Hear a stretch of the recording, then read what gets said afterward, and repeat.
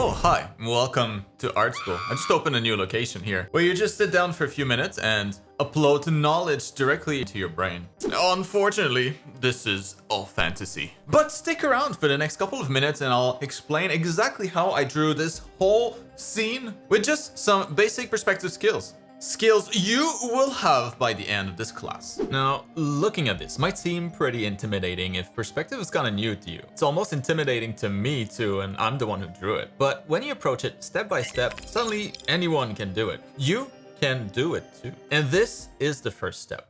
Kinda. Looks pretty different now, doesn't it? It's on those basic plane shapes that I've attached all the details, and those details are the easy parts, as I'll prove to you later in the video. The hard part though is building out that initial structure. So let's take a few steps back and I'll show you how I did it. Now before I draw anything, what the heck am I going to draw? Let's start there. Well, I wanted to draw something kind of inspired by Tekken Crete, a gorgeous movie that you should check out if you've never seen it. And basically I'll be drawing my art school but in an alternate universe within a futuristic like cyberpunk city. Kind of like a cozy little shop surrounded by mega structures. And to convey scale, there's nothing better than a 3-point perspective with a low eye level. 3-point perspective means 3 vanishing points, but what are vanishing points? Take a street photo like this. You see how all the lines seem to converge towards a single point? Well, that is the vanishing point. And if we were to extend the other horizontal lines from those buildings, they don't seem to be converging anywhere. They just keep going on forever, parallel to each other. And same with all the vertical lines. They never converge. So this would be a 1-point perspective. Now take this other example. We see a lot of line converging toward this point here and a bunch of other lines converging toward this other vanishing point. But the vertical lines still don't converge. They're all vertically parallel to each other. It's only those going toward the horizon that converge. So we got 2 vanishing points here. This is a 2-point perspective. But this still wouldn't help me with my goal though. I want to convey scale and height in my drawing. To do that best, I think we just need to add one more vanishing point high in the sky. A new point where all those vertical lines will be able to go towards. And you can also invert that, to make a scene look very deep, like instead of high in the air. It's the same idea. But check out the main differences here between those two. The horizon line is lower within the canvas for this one and higher for that one. This one is seen from a person on the ground looking up at the massive scale, and here more like a bird's view flying high above the scene, like looking down at it. But yeah, for maximum dynamism, 3-point perspective is usually the way to go. So to make something appear tall, imposing, I'll want my horizon line to be relatively low in a drawing, so I'm almost forced to look up if I don't want to just stare at the ground. And I'll use 1, 2, 3 vanishing points for maximum dynamism. The first 2 vanishing points land on the horizon, and the third one is either floating above, in my case, or below. And as I tell all of my students, to make sure you don't get too much distortion when drawing perspective, keep the drawing within this triangle created by those vanishing points. And it's just because if I were to extend beyond the vanishing point triangle, and we can try it here, even a simple box would start looking super wonky. So I don't recommend it. Anyways, here's a box within my empty scene. I drew this by extending 2 lines from my 2 vanishing points, and this gave me the first face of my box, the bottom face, and we're not using the 3rd vanishing point yet because, well, it's just a flat square on the ground. It has no height yet. But now let's extend those corners vertically, and since we have a 3rd vanishing point, that's where those lines will be converging to. My canvas does look a bit ridiculous now, to be able to show you with the 3rd vanishing point since I placed it so high, but I didn't want the perspective to be too distorted, just a little bit. But now you can see if I trace 2 more lines from my first 2 vanishing points, I can complete my box really easily. And you can see it's not perfectly square because it's in 3-point perspective. A box in 2-point perspective will look like this instead. So even if my 3rd vanishing point is way high up in the sky, my box still gets distorted a fair bit. But that's normal, that's accurate. It looks a little more dynamic, don't you think? Yes. And that's how most of these shapes were drawn. I start with big shapes, then cut into them, or extend some faces like I did with the big bridge looking thing in the background there. And then to make this possible, I'll always pre-draw some vanishing lines that I'll use as reference for the rest. So for most of the details, I'll just eyeball my lines using these as guides instead of keeping this massive canvas. So actually now is a good time to crop this down before my computer explodes. Now, obviously with the foreground and the background both, that's a lot of lines. I can't even tell what I'm looking at anymore. So I like to add a little bit of shadow to help give some depth to the drawing before I move on to the details. And at this point, some of you might be thinking, wouldn't it be easier if I modeled all of this in 3D instead? Why, yes, most definitely. So maybe do that next time. But at least now you understand perspective. Like, I always bring up this web app, but you could easily build out those basic shapes using Magic Poser Web, take a screenshot, and then draw the details over it, essentially replacing the first step that I did here. But anyways, here we are, ready to add details. And before I do, let me share with you some details about my art program, because we covered the topic of perspective in a lot more depth if that's been going too fast for you. You can learn more about it with the link in the video description below. Perspective is just one of the dozens of art skills that you'll level up within the program. It's a complete art education, similar to a top university art course, but from the comfort of your home. And the New Year sale is almost over, so I just wanted to remind you there's just a couple more days to get a huge discount on it. Check it out and join our private Discord server to hang out and level up alongside some of the 27,000 other enrolled students. What are you waiting for? Now, it's time for details. And I'll usually tackle this in two main steps. Now that the first step is done, the big details, we've done that. Those will be the main structures that I have in here. Next, we'll focus on medium-sized details, and then I wonder what it's gonna be. The smaller details. Now, one thing that gets a little tricky when you don't have a lot of experience is to draw things at scale.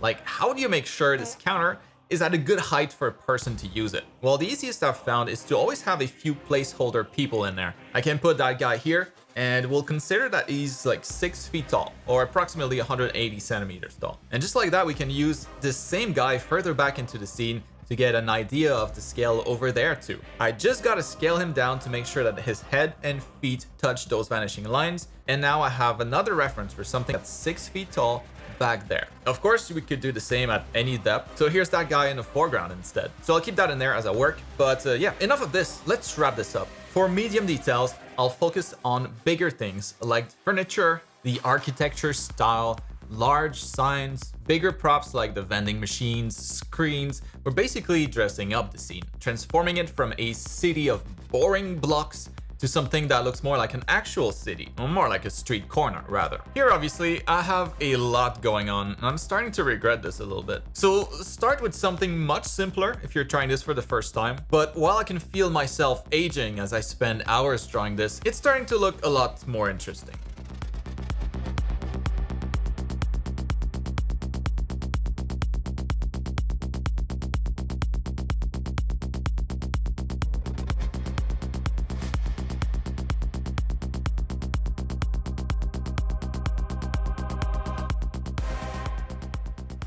And maybe let's add a few people in there to give it some more life.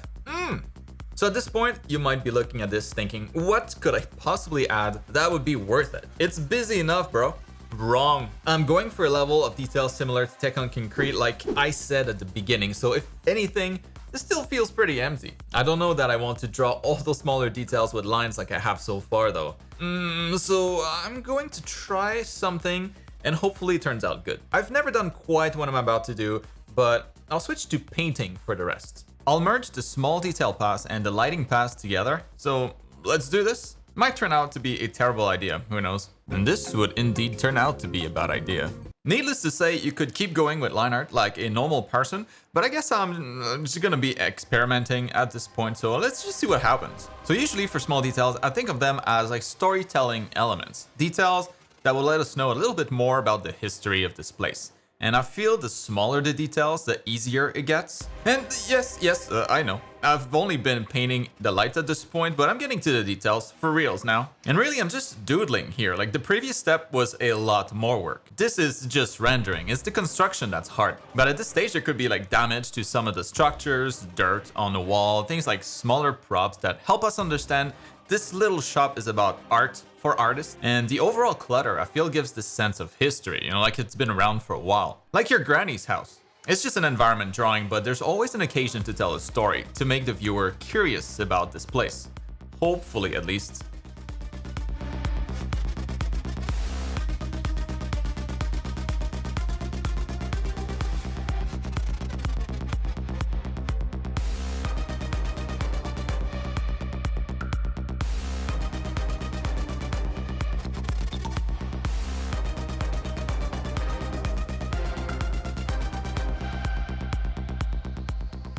And somehow along the way, I started to add colors. How did this happen? And this was just going to be flat colored, but I ended up shading it by mistake. And now I've already raked in like 10 hours rendering this thing, so I think I'm right about ready to call it done. But maybe I should just fully commit to the colors and do a final pass on this because it's a little hard to read with all the details. So let's do that.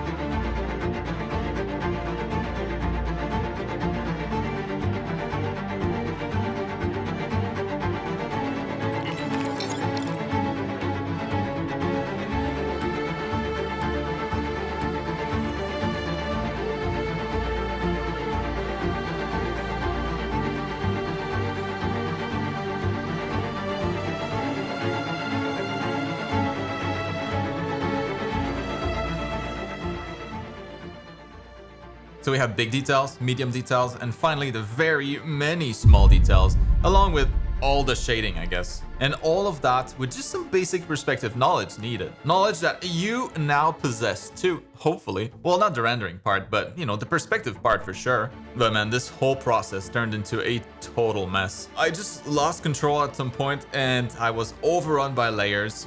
Oh dear God. And initially I wanted to draw something with a focus on the line art, but I ended up with a painted illustration. That's not what I planned. So my process was all over the place this time around. A lot of hesitation and useless brush strokes. I am not proud, but I'm still kind of happy with how it came out despite all that. Just not that it took so long, because I'm right around like 15 hours into it at this point. Yikes. And with this, I think I'm done. What do you think? This art school in an alternate universe? I wouldn't mind checking it out in person. And I really don't draw these types of environments very often, so this was a really good challenge, and I think it came out alright. Let me know in the comments. Also, good reminder to stick to a method when you tackle an illustration, or a plan if you will, instead of just winging it like I attempted today. Or rather the whole week, because it took me forever to do this. Without a method, you just usually end up wasting a lot of time like I did. But this gives me cozy vibes, and that's what I was going for, so success? Kind of. And if you made it until the end, you also get some freebies. One of my custom brush sets that you can get completely free. I'll put a link to it in the video description if you want it. And with that, I'll see you for next week's art class. Don't be late.